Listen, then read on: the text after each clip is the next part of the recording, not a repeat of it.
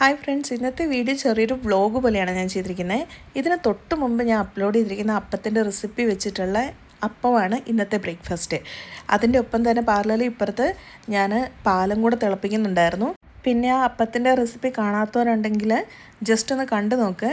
പുളിപ്പില്ലാണ്ട് നല്ല അടിപൊളി അപ്പം നമുക്ക് തയ്യാറാക്കിയെടുക്കാൻ പറ്റും. ഒരു 2-3 ദിവസമൊക്കെ ഇരുന്നാലും അത് ഫ്രിഡ്ജിൽ വെക്കുകയാണെങ്കിൽ അത് അധികം പുളിക്കില്ല. അല്ലെങ്കിൽ സാധാരണ മാവൊക്കെ പെട്ടെന്ന് പുളിച്ചു പോകില്ലേ. അപ്പോൾ അതൊന്ന് ട്രൈ ചെയ്ത് നോക്കുക കേട്ടോ. പിന്നെ ഞാൻ അന്നേരം തന്നെ അതിൻ്റെ അകത്തുനിന്ന് കുറച്ച് പാലും അതിൻ്റെ അകത്ത് 1 ഗ്ലാസ് വെള്ളം കൂടി ഒഴിച്ചിട്ട് ചായപ്പൊടി ഇട്ട് ഒരു സൈഡിൽ ചായ ആക്കി എടുക്കുന്നുണ്ട്. അപ്പോൾ ഇന്നത്തെ നമ്മളുടെ ബ്രേക്ക്ഫാസ്റ്റ് എന്ന് പറയുന്നത് അപ്പവും ഗ്രീൻ പീസ് കറിയാണ്. ഈ ഒരു കോംബോയാണ് ഇതിന് തൊട്ട് മുമ്പത്തെ വീഡിയോയിൽ ഞാൻ ഇട്ടിരിക്കുന്നത്. പിന്നെ ഇന്നത്തെ ദിവസം നമുക്ക് ഇവിടെ മുറ്റത്ത് ഇൻ്റർലോക്ക് ഇടുന്നുണ്ടായിരുന്നു. അപ്പോൾ അതിനുള്ള പണിക്കാരും എല്ലാം ഉണ്ടായിരുന്നു. പിന്നെ അതെല്ലാം കഴിഞ്ഞ് കുറച്ച് കഴിഞ്ഞപ്പോഴത്തേക്കും ഞാൻ അരി ഉഴുന്നും കൂടെ ഒന്ന് വെള്ളത്തിലിട്ടിട്ടുണ്ടായിരുന്നു ദോശയ്ക്ക് വേണ്ടിയിട്ട്. പിന്നെ ഉച്ചയ്ക്ക് വേണ്ടിയിട്ട് കുറച്ച് മീനിൻ്റെ തല ഇരിപ്പുണ്ടായിരുന്നു. അതൊന്ന് മുളകിട്ടെടുക്കാമെന്നും പറഞ്ഞുകൊണ്ട് അങ്ങനെ അത് കറി വയ്ക്കാൻ വേണ്ടിയിട്ട് അതും വെച്ചു. ഇതിൻ്റെ മീനിൻ്റെ ഒത്തിരി റെസിപ്പി നമ്മുടെ ചാനലിൽ കിടപ്പുണ്ട്. ആവശ്യമുള്ളവർ അതൊന്ന് കണ്ടു നോക്കുക കേട്ടോ.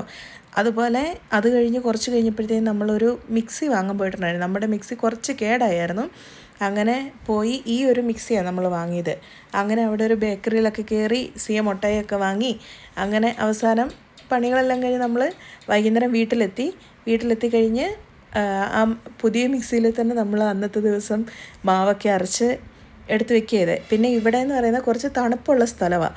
അതുകൊണ്ട് തന്നെ ദോശമാവൊക്കെ പുളിച്ച് പൊങ്ങാൻ വേണ്ടിയിട്ട് കുറച്ച് സമയമെടുക്കും. അതിന് വേണ്ടിയിട്ടുള്ളൊരു ചെറിയ ട്രിക്കാണ് നമ്മളുടെ റൈസ് കുക്കർ ഉണ്ടല്ലോ, തെർമൽ കുക്കർ. അതിൻ്റെ അകത്ത് ആ ഒരു പോട്ട് മാറ്റിയിട്ട് നമ്മളുടെ ഈ ദോശമാവ് അരച്ചത് ആ ഒരു പോട്ടിൻ്റെ അകത്ത് ഇറക്കി വെച്ച് നെക്സ്റ്റ് ഡേ മോർണിംഗ് എടുത്ത് നോക്കുകയെന്നാണെങ്കിൽ എത്ര തണുപ്പുള്ള സ്ഥലമാണെങ്കിലും ഉറപ്പായിട്ട് ആ ദോശമാവ് പുളിക്കും, അതായത് പൊങ്ങി വരും. അപ്പം അതൊന്ന് അറിയാത്തവർ ആരെങ്കിലും ഉണ്ടെന്നാണ് ട്രൈ ചെയ്ത് നോക്കണേ.